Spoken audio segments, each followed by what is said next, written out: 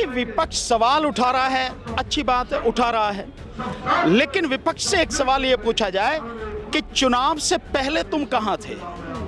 ये ईवीएम का मुद्दा आज का मुद्दा नहीं है, ये ईवीएम का मुद्दा सालों से चल रहा है। आप अगर लोगों की वोटों को संभाल के नहीं रख सकते, आप में इतनी क्षमता नहीं है, इतनी योग्यता नहीं है, इतनी ताकत आप में नहीं है कि जो जनमानस आपको वोट दे रहा है उसे संभाल भी पाओ, उसकी रक्षा भी कर पाओ, तो पब्लिक क्या करेगी। आज जो स्थिति है भारत में, वो स्थिति ऐसी है कि आपको कहीं से भी कोई रिलीफ मिलेगा नहीं, क्योंकि सब जगह वो इनके लोग बैठे हैं। सारी मशीनरी, सारा प्रशासन, अदालतें, सब कुछ उन्हीं के पास है, उन्हीं के सब कुछ है।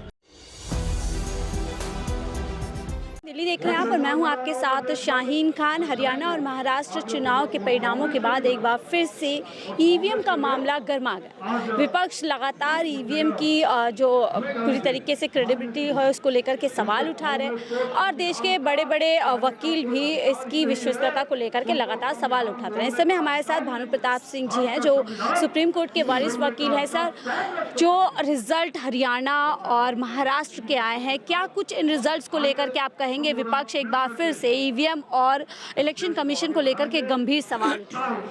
देखिए, विपक्ष सवाल उठा रहा है, अच्छी बात है, उठा रहा है, लेकिन विपक्ष से एक सवाल ये पूछा जाए कि चुनाव से पहले तुम कहां थे। ये ईवीएम का मुद्दा आज का मुद्दा नहीं है, ये ईवीएम का मुद्दा सालों से चल रहा है। आज इस जंतर मंतर पर जहां हम बैठे हैं, 26 तारीख को लगभग 2:15 बज रहे हैं इस समय, हम जहां बैठे हैं इसी जंतर मंतर पर 2019 से 30 मई 2019 से हमने आंदोलन शुरू किया। 5 हमने इस जंतर मंतर पर उसी साल में 2019 में आंदोलन किए। देश के लोगों को लगातार हम बताते रहे, बाकायदा हमने डेमोन्स्ट्रेशन करके दिखाया, प्रदर्शन करके दिखाया कि ईवीएम में, वीवीपैट में किस किस तरह से बेईमानी होती है, कैसे धांधली होती है। और उसके बाद इस लोकसभा चुनाव 2024 का लोकसभा चुनाव, इससे ठीक पहले 10 दिसंबर को हमने जबरदस्त तरीके से आंदोलन शुरू किया ईवीएम के खिलाफ और वो आवाज गांव-गांव तक लोगों तक पहुंची। क्या वो आवाज विपक्ष के कानों तक नहीं पहुंची? क्या विपक्ष को पता नहीं था कि बेईमानी होती है ईवीएम में, धांधली होती है ईवीएम में? जब हमने कहा बार बार विपक्ष को हमारा साथ देना चाहिए इस आंदोलन में, आप कितनी भी, राहुल गांधी कितनी यात्रा करते रहे, मैंने कहा इसमें राहुल गांधी 10 बार धरती का चक्कर लगा लें, बावजूद उसके भी इलेक्शन जीत नहीं पाएंगे। नतीजा आपके सामने है। लोगों ने जितना वोट दे सकते थे मैक्सिमम वो वोट विपक्ष को दिया, लेकिन आप अगर लोगों की वोटों को संभाल के नहीं रख सकते, आप में इतनी क्षमता नहीं है, इतनी योग्यता नहीं है, इतनी ताकत आप में नहीं है कि जो जनमानस आपको वोट दे रहा है उसे संभाल भी पाओ, उसकी रक्षा भी कर पाओ, तो पब्लिक क्या करेगी। तो विपक्ष जो कह रहा है कि सवाल उठा रहा है, अच्छी बात है, पर आपने पहले करना चाहिए था। जब सैम पित्रोदा जो ओवरसीज में कांग्रेस की, राहुल गांधी जी की मीटिंग सारी कराते हैं, सब कुछ करते हैं, और इनके फादर के राजीव गांधी जी के टेक्निकल एडवाइजर रहे और संचार क्रांति के वो इस देश में, भारत में जनक रहे, वो उन्होंने कहा कि विपक्ष को इकट्ठा होकर ईवीएम के खिलाफ आवाज उठानी चाहिए, सड़क पर आंदोलन करना चाहिए। चलो हमारी नहीं तो उनकी सुन लेते, नहीं हुआ। यहां तक कि कांग्रेस ने अपने घोषणा पत्र में ईवीएम से चुनाव वो कराएंगे, ये भी अपने घोषणा पत्र में 2024 के लोकसभा चुनाव में रखा। तो जब आपने अपने उसमें रखा है तो आपका क्या नैतिक बल है? सर, विपक्ष भी क्या करे जब इलेक्शन कमीशन ऑफ इंडिया मिलने तक का समय विपक्ष को नहीं दे रहा है, तमाम शिकायतें की जाती है, शिकायतों को रद्द कर दिया जाता है। नहीं, कौन है इलेक्शन कमीशन? क्या है वो? कोई भगवान है, ईश्वर है, खुदा है? क्या है वो? वो पब्लिक सर्वेंट है, इस देश के पब्लिक का, जनता का नौकर है वो। और विपक्ष अगर एक नौकर से नहीं मिल सकता तो काय को बैठा विपक्ष में, काय को एमपी बने बैठो? अबे इस्तीफा देके जाओ, अपने घर बैठो आराम से, क्या जरूरत है तुम्हें यहां सब आने की, करने की। विपक्ष को अगर कोई भी पब्लिक सर्वेंट उससे नहीं मिलता है तो सड़क पर आंदोलन करना चाहिए, और इतना जबरदस्त आंदोलन करना चाहिए कि हर कोई पब्लिक सर्वेंट, उसको ये अपनी औकात पता लग जाए कि पब्लिक से अगर नहीं मिलेगा तो पब्लिक क्या कर सकती है। तो विपक्ष को ये करना चाहिए। और अगर आंदोलन नहीं कर सकती, कांग्रेस के बस की नहीं है, राहुल जी के बस की नहीं है, या विपक्ष के बस की नहीं है, तो काय को राजनीति कर रहे हो? घर पे बैठो आराम से। सर, आप कैसे देखते हैं परिणाम, जहां हरियाणा में पूरी तरीके से तमाम सर्वे ने कांग्रेस को जीत दिला आधी थी लगभग, वहाँ पर भाजपा जीत जाती है। जहाँ महाराष्ट्र में हम देख रहे हैं लोकसभा चुनाव में बुरी हालत से एनडीए गुजरता है और वहाँ पर प्रचंड जीत बीजेपी। मैं तो जानता हूँ, मैं देखता क्या हूँ, मैं तो जानता हूँ कि ये सब कुछ ईवीएम की धांधली से हुआ है। बीजेपी की, मोदी की इतनी औकात नहीं है कि लोकसभा चुनाव हो या राज्यसभा या आपके विधानसभाओं के चुनाव हो, एक बार बैलेट पेपर से करवा लो, अपनी औकात उसे पता लग जाएगी, है नहीं है। और ऐसा गुलाम और भ्रष्टाचारी और देशद्रोही जो इलेक्शन कमीशन बना के बैठा रखा है, जो उसकी बात मानते हुए देश के संविधान को कुचल रहा है, सो वो उसके दम पर जीत रहा है। क्या सबको मालूम नहीं है? 14 लाख वोटें बढ़ाई गई हरियाणा में, और जिसकी वजह से उन 14 लाख वोटों को डाइवर्ट करते हैं, जब उनका बाइफर्केशन करते हैं, तो 15,277 वोटें एक विधानसभा सीट पर पड़ती हैं और 50 सीटें इसी 15,000 से कम वोटों से हार जीत हुई है वहां पे हरियाणा में। तो क्या समझ में नहीं आ रहा? और इलेक्शन कमीशन के पास जा रहे हैं, यानी जो कातिल है, सबको दिख रहा है कि जो कातिल है उस कातिल से फरियाद करने जा रहे हैं, भैया ये कत्ल हो गया है, तू हमें बचा और तैने कत्ल किया। अजीब बात है। और उसने लताड़ मारी कि यहाँ बेवजह की बातें करके मत चले आया करो। कांग्रेस को यही मारा ना उन्हें, लताड़ यही है उसका भाव कि क्यों अब बेवजह समय खराब करने चले आते हो। और आगे से ध्यान रखना, जो भी बोलो जरा सोच समझ के बोलना, ढंग से बोलना। यार अजीब बात है ऐसे लोगों के। और ऐसा एक व्यक्ति जो खुलेआम तरफदारी कर रहा है, बेईमानी कर रहा है, आप उसे रोक नहीं पा रहे। तो काहे को विपक्ष में बैठे हो यार? काहे को एमएलए बनने हो? काहे को एमपी बनने हो? तुम काहे को नेता विपक्ष बन रहे हो? बीजेपी कह रही है, बैठो जाके। बीजेपी कह रही है हिंदू एक होता जा रहा है, एक है तो सिर्फ नारे को अपना रहा है, बटेंगे तो कटेंगे जैसी बात को मान रहा है, और यही वजह है कि रिजल्ट्स ऐसे आ जाए। तो ये जितनी बाकी और सीटें ये सारे मुसलमानों ने दिए हैं, ये बाकी जो है सारी, यानी सारे हिंदू मिल गए, उन्होंने तुम्हें वोट दे दी, तो बाकी सब जो है सब उनकी मुसलमानों की। ये उसका एक तर्क है और ये उसकी एक राजनीति है कि हिंदू मुस्लिम करो, जितना भी कर सकते हो हिंदू मुस्लिम करो, और वो करके आप अपनी सत्ता कायम रखो, और कुछ नहीं है। जो हुआ है, अब धीरे धीरे जो आंकड़े निकल कर आ रहे हैं, महाराष्ट्र के आंकड़े जो निकल कर आ रहे हैं, वो सबको चौंकाने वाले आंकड़े हैं जो आंकड़े सामने आ रहे हैं। और वो आंकड़े क्या हैं कि 7.83% वोटें महाराष्ट्र में बढ़ाई गई। और ये उस सब के बावजूद है कि अभी फाइनल डाटा इलेक्शन कमीशन ने दिया नहीं है, फाइनल डाटा नहीं दिया।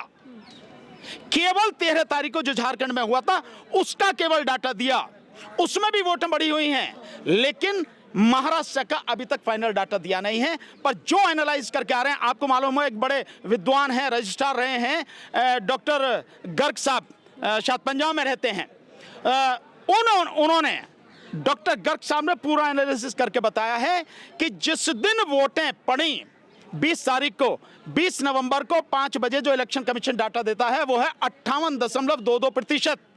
ये वोटें की इतनी वोटें पड़ी हैं, और वही डाटा रात को 11:30 बजे देते हैं तो वो बढ़ के हो जाता है 65.83%। वही डाटा, और वही डाटा फिर बढ़ जाता है, उसमें 1.03% की वृद्धि फिर 21 तारीख को हो जाती है सुबह। और उसके बाद में जब जो रिजल्ट डिक्लेयर हुआ है उसमें 0.01% और बढ़ जाता है। मतलब ये स्थिति, और फाइनल डाटा अभी दिया नहीं है। और इसकी वजह से जो वोटें बढ़ी हैं, 75,97,000 वोटें इलेक्शन कमीशन ने बढ़ाई हैं महाराष्ट्र में, जिसकी वजह से 101 सीटें ज्यादा जीत के आए हैं। ये 101 सीटें माइनस कर दीजिए, बीजेपी और एनडीए कहां 131 पर सिमट जाएंगे। 130 आप लोग मान क्यों नहीं लेते हैं? मोदी जी के एक विकास मॉडल को लोग पसंद कर रहे हैं, मोदी योगी की जोड़ी को पसंद कर रहे हैं, लगातार हिंदू जो जाग रहा है उसको कहीं ना कहीं क्रेडिट दिया जा रहा है। तो मैं ये मानूं कि हिंदू अब से पहले सो रहा था। अजीब बात है, इस देश में प्रधानमंत्री हिंदू, इस देश में राष्ट्रपति हिंदू, उपराष्ट्रपति हिंदू, लोकसभा के अध्यक्ष हिंदू, और विधानसभाओं के अध्यक्ष हिंदू, मुख्यमंत्री 99% हिंदू, गवर्नर हिंदू, सेना में हिंदू, पुलिस में हिंदू, प्रशासन में Hindu, IAS officer Hindu, IPS officer Hindu, फिर भी आप कह रहे हो मतलब हिंदू सोया हुआ है।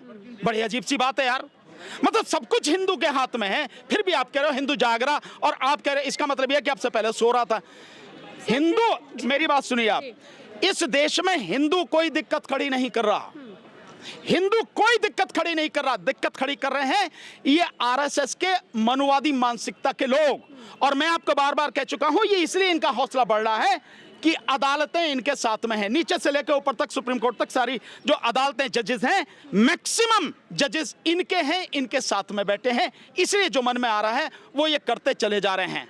चाहे वो संभल का मामला हो, चाहे इससे पहले बहराइच का मामला हो, चाहे हरियाणा का मामला हो, और चाहे यहाँ का मामला हो, हर जगह जहां भी हैं ये मनुवादी मानसिकता के जो लोग, आरएसएस के लोग हैं, उनकी वजह से ये सारा सब कुछ हो रहा। और मैं आपको बता रहा हूं, ये कम नहीं है, ये बड़ा, एक बहुत बड़ा एक सिंडिकेट है। क्या है सिंडिकेट?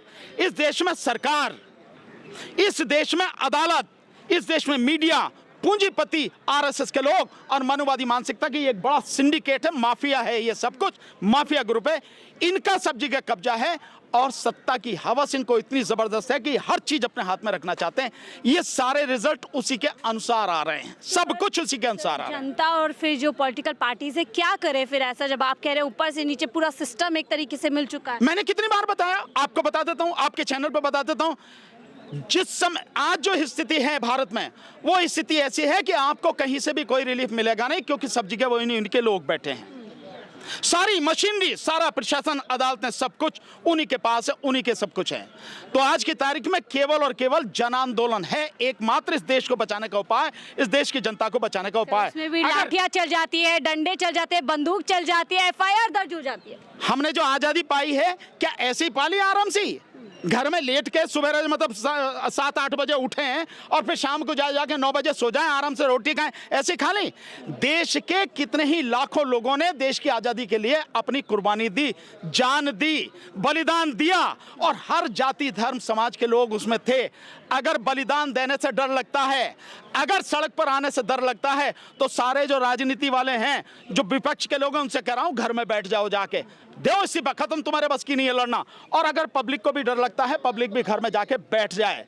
अगर डरोगे तो निश्चित रूप से मरोगे, और मरोगे भी बुरी तरह से, बचोगे कहीं में नहीं किसी भी तरह से। क्योंकि एक शायर ने कहा कि हमने कब्रिस्तान में उनकी भी कब्र देखी जो घरों में दुबक के बैठे थे, उनकी भी कब्रें थी वहां पर। सो आदमी को लड़ना पड़ेगा, संघर्ष करना पड़ेगा। बिना संघर्ष किए आज जो माहौल चल रहा है, आप इससे नहीं लड़ सकते, इसको बदल नहीं सकते हैं, और ये मैं हर किसी से कह रहा हूं। आखिरी सवाल सर, आप लोग क्या तैयारी कर रहे हैं इस मुद्दे को लेकर? हमारी तैयारी पूरी है। आज बाकायदा हम लोग आए हैं, हमने लोगों को बुलाया, देखते कितने लोग आते हैं, घर में से कितने लोग निकल के आते हैं। विशेषकर वकीलों को, वकील साथियों को हमने बुलाया है, पता लगेगी अब आपके सामने ही है। लेकिन हमने इस बात की जो है पूरी प्लानिंग की है, 10 दिसंबर 2024 से ताल कटोरा स्टेडियम में एक बड़ी मीटिंग करके हम महाराष्ट्र चुनाव, हरियाणा चुनाव और इस देश के 2024 के लोकसभा चुनाव, इनको कैंसिल कराने के लिए जन आंदोलन की शुरुआत हम लोग करने जा रहे हैं। और इसके साथ साथ कुछ और मुद्दे हैं जो उसमें साथ रहेंगे। ईवीएम का मुद्दा उसमें मुख्य रूप से रहेगा। हम लगातार वो सब काम करने जा रहे हैं। आपके माध्यम से जहां तक भी मेरी आवाज पहुंच रही है, मैं लोगों से यही कहूंगा कि अगर चाहते हो कि देश बच जाए, तुम बच जाओ, तुम्हारी आने वाली पीढ़ी बच जाए, तुम्हारे बच्चों का भविष्य बच जाए, तो हमारा साथ दो। ये नेता आपने सारे देख लिए, ये नेता किसी काम के नहीं है, विपक्ष के नेता। जो विपक्ष के नेता इस बात पे बोल नहीं सकते कि 2024 के लोकसभा चुनाव में कितनी व्यापक धांधली हुई, 4,65,46,884 वोटें बढ़ाई गई, और ये सबूतों के साथ 3 बड़ी एजेंसियों ने सिद्ध कर दिया, जिसमें द वायर था, एडीआर था और वोट फॉर डेमोक्रेसी था, सबूतों के साथ किया ना। लेकिन विपक्ष का एक नेता इंक्लूडिंग राहुल गांधी, कोई भी इस पे एक शब्द आज तक बोला नहीं है। अगर उनकी जगह बीजेपी होती ना विपक्ष में, तो इनको सत्ता में 1 सेकंड बैठने नहीं देती, चुप चैन से नहीं बैठने देती। लेकिन विपक्ष का एक नेता बोलता नहीं है। अबे जब तुम, पब्लिक ने तुम्हें वोट दी, तुम उसे नहीं रखा सकते, तुम बोल नहीं सकते, तुम लड़ नहीं सकते, तो काय को राजनीति कर रहे हो? तो हम इन सब को लेकर ये तीनों चुनाव, लोकसभा चुनाव 2024 और 2024 के ये हरियाणा और विधानसभा चुनाव महाराष्ट्र के, इन तीनों को रद्द करके दोबारा से चुनाव कराए जाए। देशव्यापी आंदोलन हम 10 तारीख से इसमें शुरू कर रहे हैं, 10 दिसंबर से दिल्ली के ताल कटोरा स्टेडियम में। आप भी आइए और आपके माध्यम से मीडिया वालों को भी है, सब आओ भैया। ठीक है, बहुत बहुत शुक्रिया हमसे बातचीत करने के लिए। तो भानु प्रताप जी से हम बात कर रहे थे, खास बातचीत, और उन्होंने ऐलान कर दिया है कि वो रुकेंगे नहीं, लगातार इस मुद्दे को उठाते रहे। और अब 10 दिसंबर को बड़ी तैयारी ताल कटोरा स्टेडियम में हो रही है, जहाँ पर विपक्ष से भी पूरी तरीके से अनुरोध किया गया है कि जो ईवीएम का मामला है वो ठहरना चाहिए, उस पर पूरी तरीके से बातचीत करनी चाहिए। फिलहाल के लिए मुझे दीजिए इजाजत, देखते रहिए 4PM दिल्ली।